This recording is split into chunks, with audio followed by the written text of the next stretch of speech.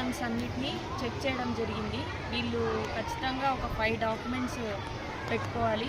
Fitness certificate కావచ్చు, insurance and driver licence, RC, తర్వాత permit, ఇవన్నీ ఒక 5 డాక్యుమెంట్స్ ఉండాలి. ప్లస్ డ్రైవింగ్ లైసెన్స్లో ట్రాన్స్పోర్ట్ అని ఒక కాలం మెన్షన్ చేసి ఉంటుంది. ఆ వెహికల్ లైసెన్స్ ఉండాలి.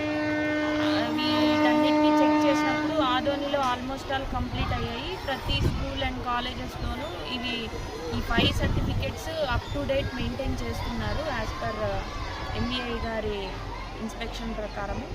అండ్ మీ మీడియా తరపు నుండి మా పోలీస్ వారు కానివ్వండి, ఆర్టీఏ వాళ్ళు కానివ్వండి ఇచ్చే సూచనలు ఏంటంటే, ప్రతి స్కూల్ అండ్ కాలేజెస్ వాళ్ళు పక్కాగా సర్టిఫికేట్స్ మెయింటైన్ చేస్తూ అండ్ డ్రైవర్స్ ప్రాపర్ యూనిఫామ్లో వాళ్ళు డ్రైవ్ చేయాలని, ఎవరైనా ఇది ఆటో వాళ్ళు కావచ్చు, బస్ డ్రైవర్స్ కావచ్చు, ఇంకా school vans and college vans కావచ్చు, ప్రాపర్ రూల్స్ పాటిస్తే ఎవరికి ఎటువంటి ఇబ్బంది ఉండదు. అట్ ది సేమ్ టైం మనకి రోడ్ యాక్సిడెంట్స్, అది ఫ్యాటల్ కావచ్చు, నాన్ ఫ్యాటల్ కావచ్చు, వీటన్నిటినీ తగ్గించిన వాళ్ళు అవుతాము.